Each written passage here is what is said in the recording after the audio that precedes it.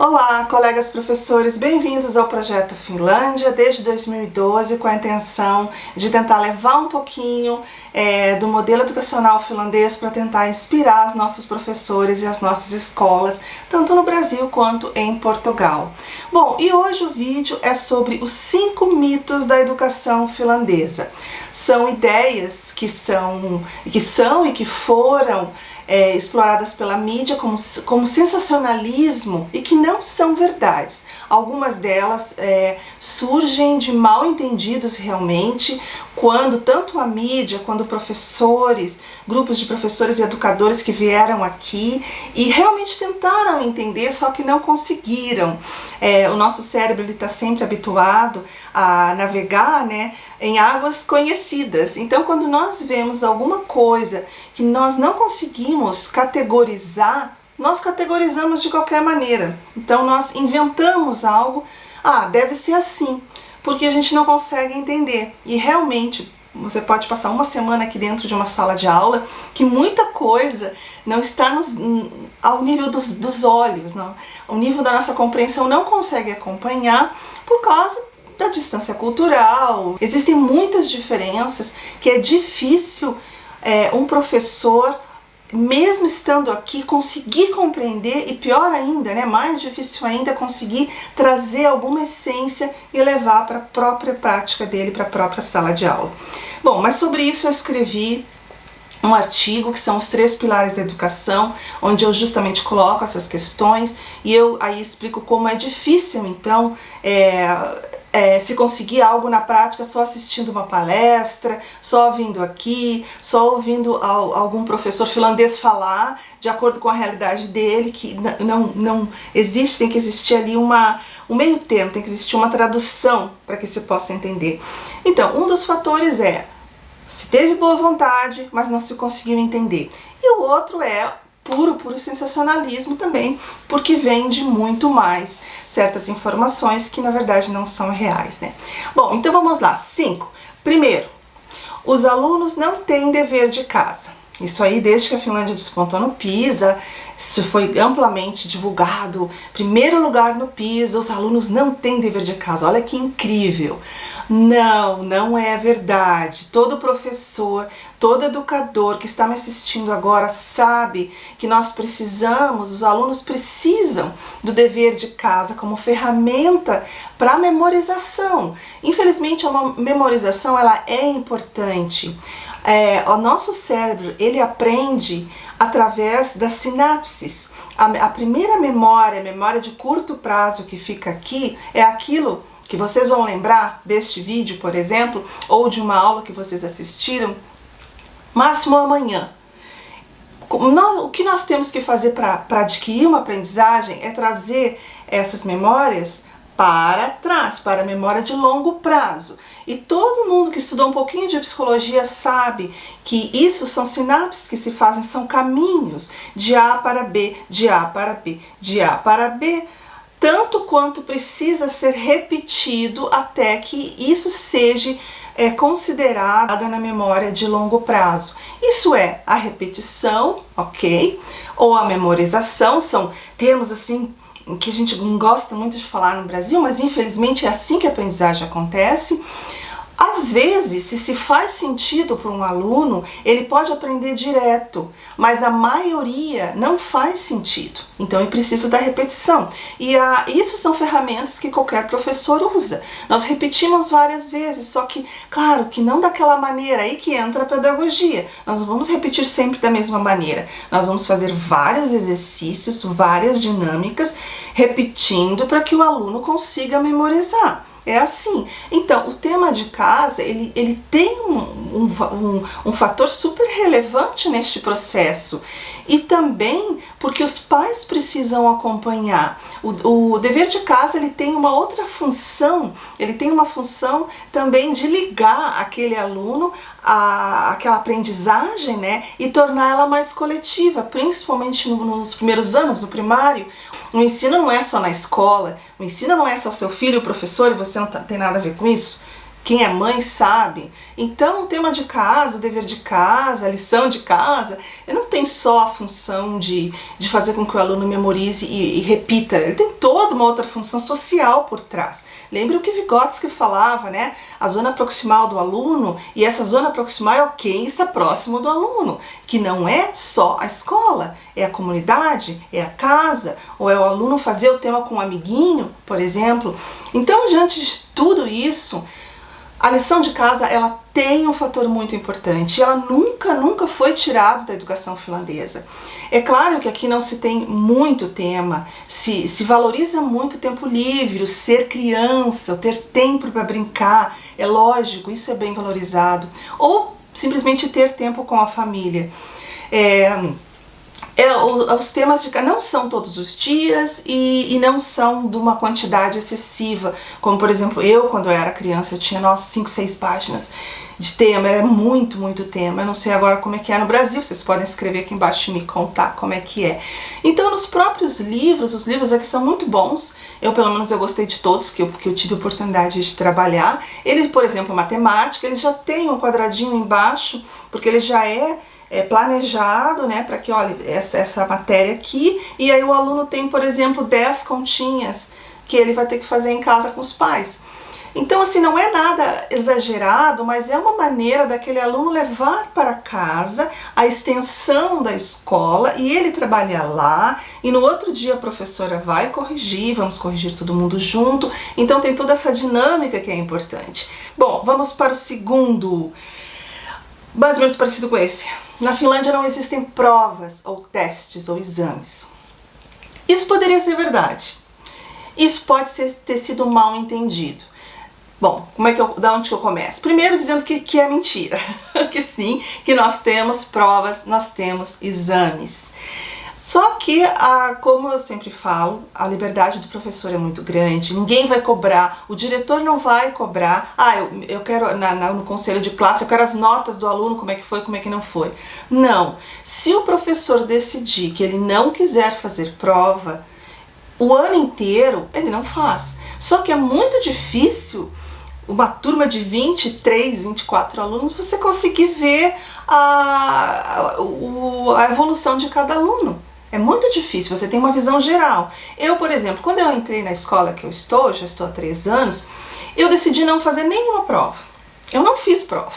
Mas eu tinha uma turma pequena, eu trabalho ainda com turmas pequenas, onde eu sei exatamente onde é o ponto fraco de cada um. E quando eu vejo que eu preciso reforçar, eu paro tudo, vamos reforçar, aí eu dou mais trabalho de casa para fazer, eu dou pesquisa e vamos reforçar isso, tal. Então, na hora de semestralmente, né, nós temos que colocar as notas, né, no sistema, não se trabalha mais com papel, mas no sistema, em plataformas de ensino que nós temos aqui, que os pais depois vão ver.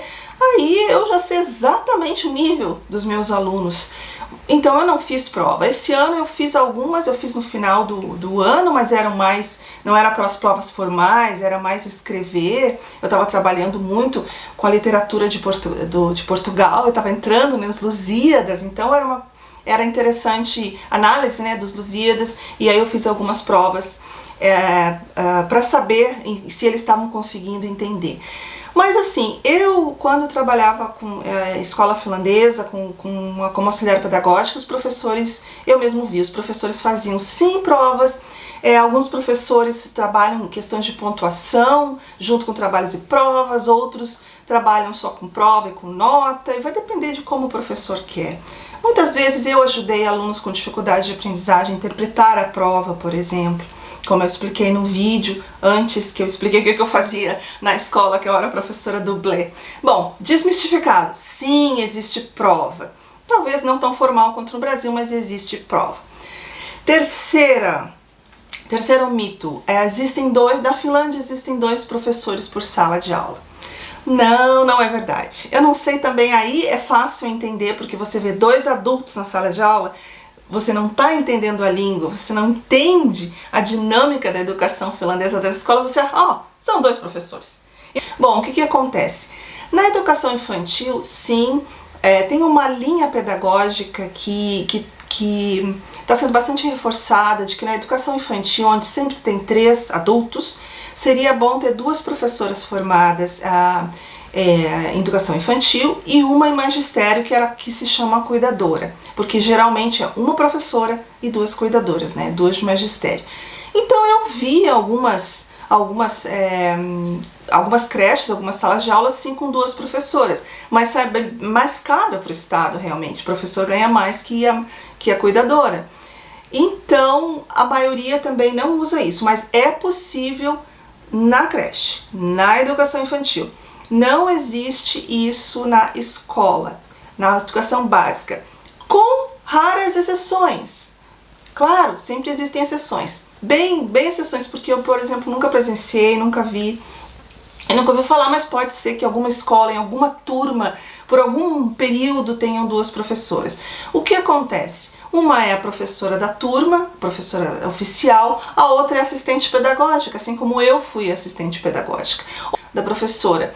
Então eu fiz esse papel, eu já expliquei também num outro vídeo, trabalhava dentro da sala de aula com crianças que tinham dificuldades, então eu ficava ali, né, no meio campo, e ajudava, olhava todo mundo, mas eu já sabia quem que era, que eu precisava dar uma ajuda maior, e elas se sentiam muito confortáveis, porque todo mundo sabia, na verdade, para quem que eu estava ali.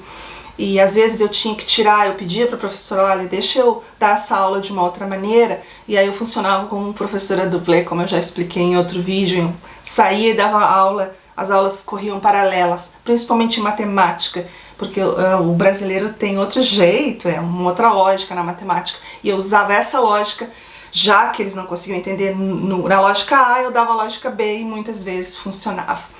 Bom, é isso então. Então não existem 2 professores, seria, talvez se fosse bom, não sei, mas o governo não tem tanto dinheiro assim para pagar 2 professores, imagine, para cada sala de aula. Seguindo então a linha dos professores, que também são muito endeusados, não é verdade. O 4º mito, todos os professores têm mestrado. Não, é mentira. Mas assim, é uma meia verdade. Eu entendo a má interpretação neste sentido. É que aqui a graduação, ela é junta, concomitante com a especialização, que nós chamamos de especialização no Brasil, 1 ano e meio.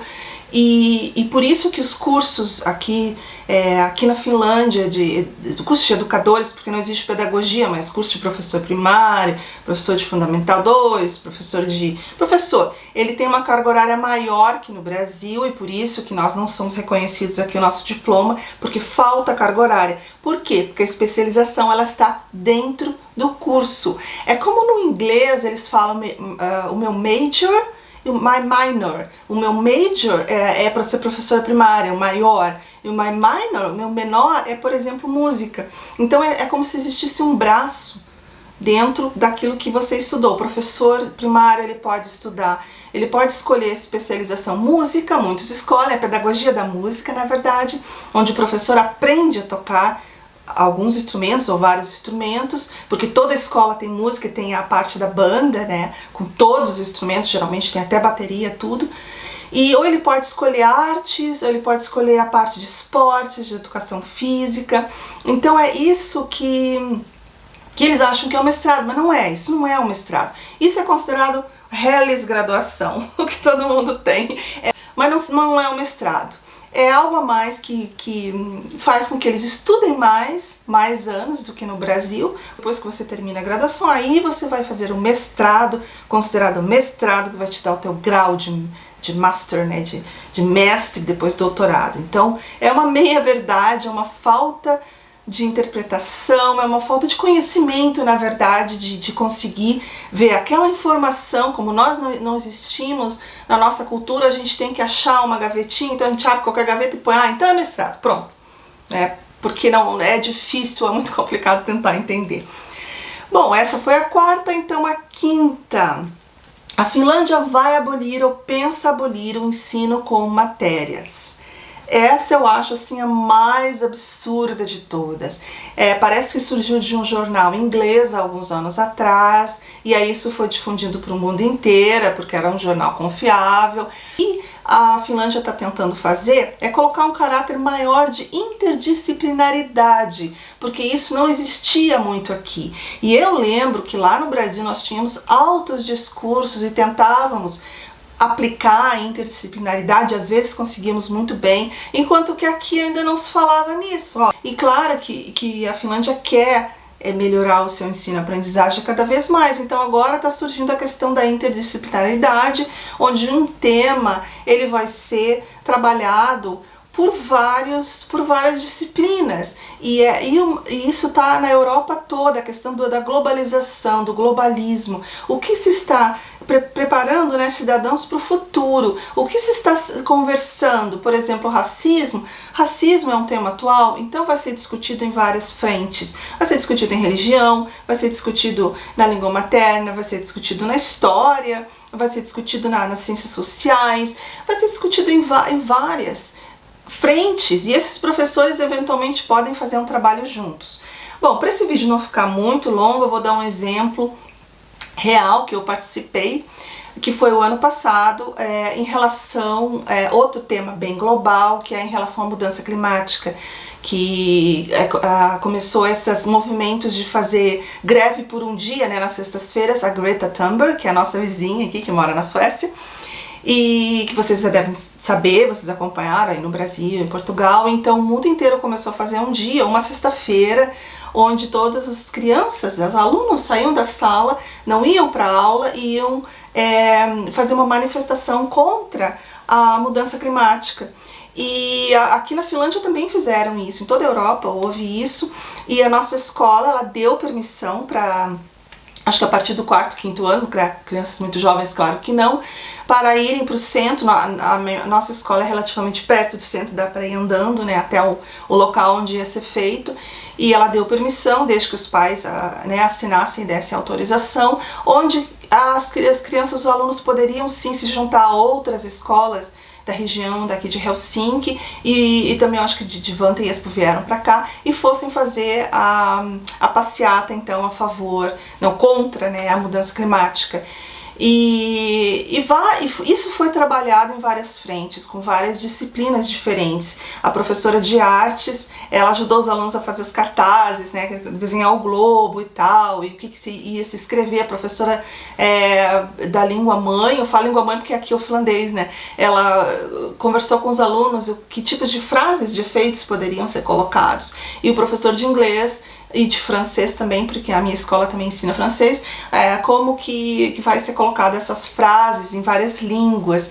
E aí eles me convidaram, como brasileira, para falar sobre as queimadas da Amazônia. Era naquela época das queimadas, aquele escândalo todo, onde acho que a Dinamarca, né, e a Alemanha retiraram inclusive o fundo, né, de ajuda à Amazônia, e isso tinha tudo a ver, e eles acharam interessante que tem uma professora brasileira na escola, e eu fiz essa palestra falando desde da questão do que é, né, a parte biológica, assim, o que é o efeito estufa, o que acontece quando você corta uma árvore, o que acontece com as queimadas, o que são as queimadas, que na verdade é uma tradição, né, antiga já, mas que agora está sendo colocado a mais, né, do que deveria, por exemplo, na Amazônia, qual a importância da Amazônia para o mundo, tarará.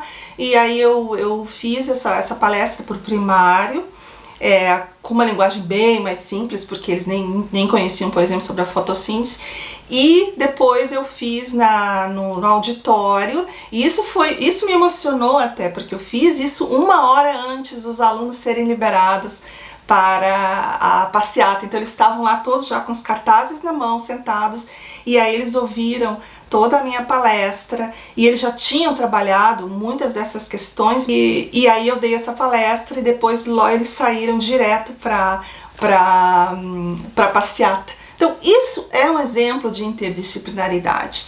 Então nós encerramos.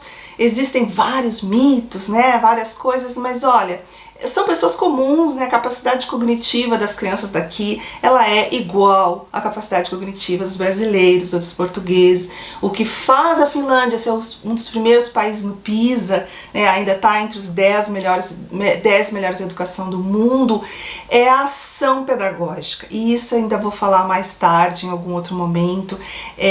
Por isso que é tão difícil descobrir o que é e conseguir botar em prática. E esse aqui as pessoas chamam o grande segredo. O segredo é porque a nossa capacidade de compreensão às vezes não chega tanto. E por isso é que nós precisamos de alguém que tenha experiência. E que tenha experiência nos dois países, tanto no Brasil quanto aqui. Porque senão a pessoa não consegue compreender aonde, qual é o ponto cego disso e ajudar. Bom, espero que vocês tenham gostado. E esses são os mitos que caem por terra. E escrevam aqui embaixo e coloquem algum comentário ou pergunta se vocês quiserem, tá? Até o próximo vídeo.